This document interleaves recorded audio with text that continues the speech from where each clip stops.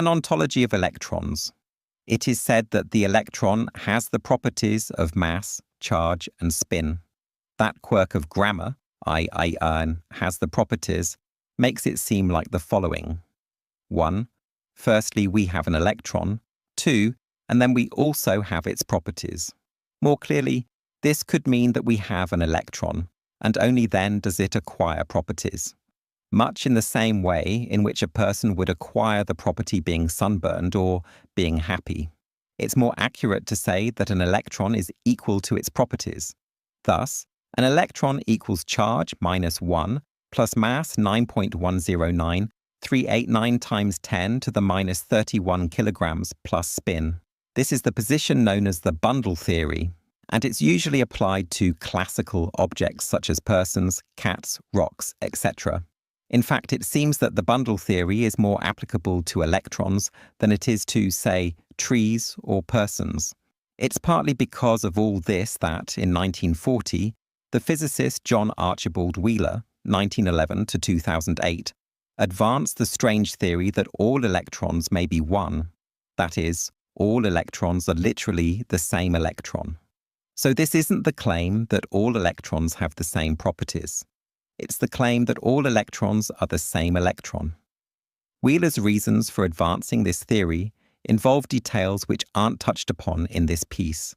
In simple terms, though, different electrons are actually the same electron moving backward and forward in time. Consequently, if this theory were true, then electrons, in the plural, moving backwards in time are actually positrons, which are the antimatter, component of electrons, hence anti-electrons. Yet if there is only one electron, then that electron must be what philosophers call an individual, or particular. And that possibility moves us on to the 17th century philosopher Leibniz. Gottfried Wilhelm von Leibniz argued that all the properties of an object are essential to that object. There are, of course, arguments against this position.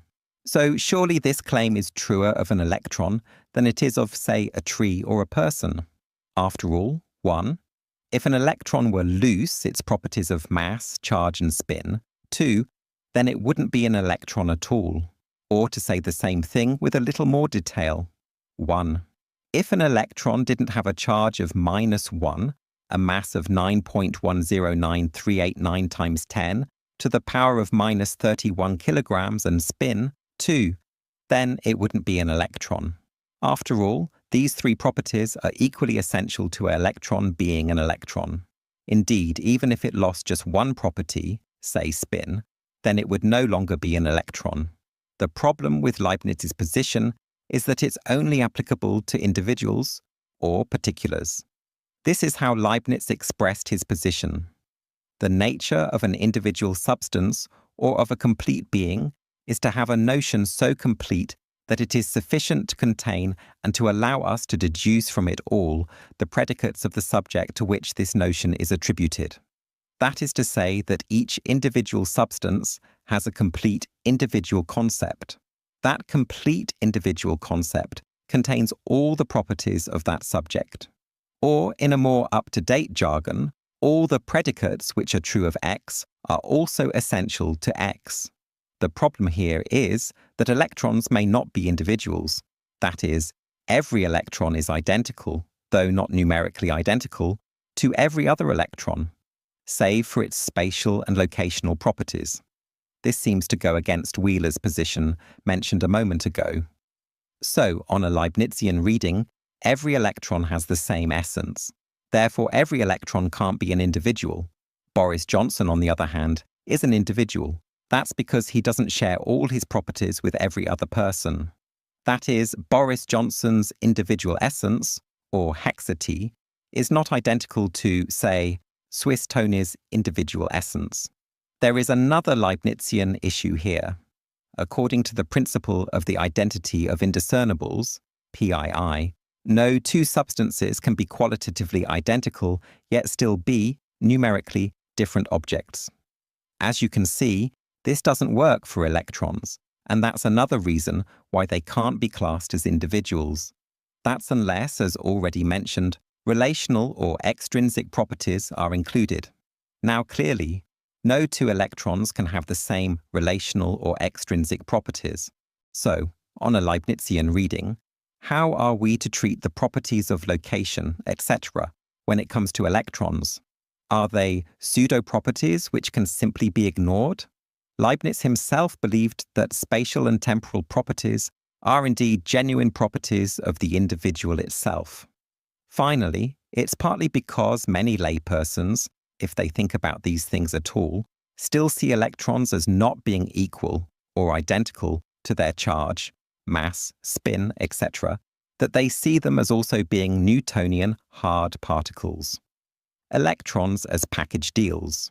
In quantum mechanics and physics generally, we have the notion of a field. In the specific case of electrons, fields and electrons are intimately connected. Indeed, they're so strongly connected that a distinction between the two hardly seems warranted.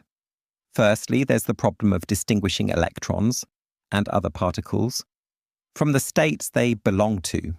Thus, in an example given by the philosophers James Ladyman and Don Ross, in their book Everything Must Go, Metaphysics Naturalized, we can interpret a given field/electron state in two ways. 1. As a two-particle state. 2. As a single state in which two particles are interchanged. Since it's difficult to decipher whether it's a two-particle state or a single state in which two particles are interchanged, Ladyman and Ross adopt the alternative metaphysical picture, which abandons the idea that quantum particles are individuals. Thus, all we have are states. That means that the positing individuals plus states that are forever inaccessible to them is deemed to be ontologically profligate by Ladyman and Ross. Ladyman and Ross then back up the idea that states are more important than individuals, or, what's more, that there are no individuals, by referring to David Bohm's theory. In that theory, we have the following. The dynamics of the theory are such that the properties, like mass, charge, and so on, normally associated with particles, are in fact inherent in the quantum field and not in the particles. In other words, mass, charge, etc., are properties of states, not of individual electrons. However, doesn't this position, or reality, have the consequence that a field takes over the role of an electron, or of a collection of particles, in any metaphysics of the quantum world? Thus does this also mean that everything that's said about electrons can now be said about fields? On Bohm's picture, if not Ladyman and Ross's, it seems that the particles only have position. Yes, surely it must be an electron, not a field, which has a position. Indeed, electrons also have trajectories which account for their different positions. To Bohm, at least according to Ladyman and Ross, trajectories are enough to individuate particles. Prima facie, it may seem strange that trajectories can individuate, unless that means that each type of particle has a specific type of trajectory. Thus, the type trajectory tells you the type of particle involved in that trajectory. Nonetheless, Ladyman and Ross spot a problem with Bohm's theory. That problem is summed up in this way. If all we have is trajectory, then why not dispense with electrons, as individuals at least, altogether? This is how Ladyman and Ross explain their stance on Bohm's theory. We may be happy that trajectories are enough to individuate particles in Bohm theory, but what will distinguish an empty trajectory from an occupied one? Here again, Ladyman and Ross are basically saying that if all we've got are trajectories, then let's stick with them and eliminate electrons, as individuals, altogether. Ladyman and Ross go into more detail on this by saying that, since none of the physical properties ascribed to the particle will actually inhere in points of the trajectory, giving content to the claim that there is actually a particle there would seem to require some notion of the raw stuff of the particle. In other words, hexities seem to be needed for the individuality of particles of Bohm theory too. If Ladyman and Ross's physics is correct, then what they say makes sense.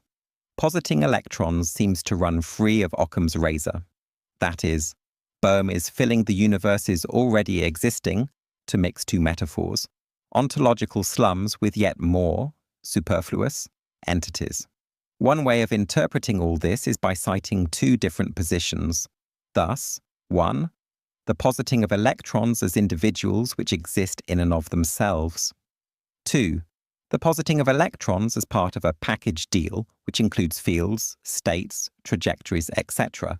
In other words, there's no reason to get rid of electrons completely. Then there's Ladyman and Ross's position. 3. If there are never any electrons in splendid isolation, apart from fields, etc., then why see electrons as being individuals in the first place?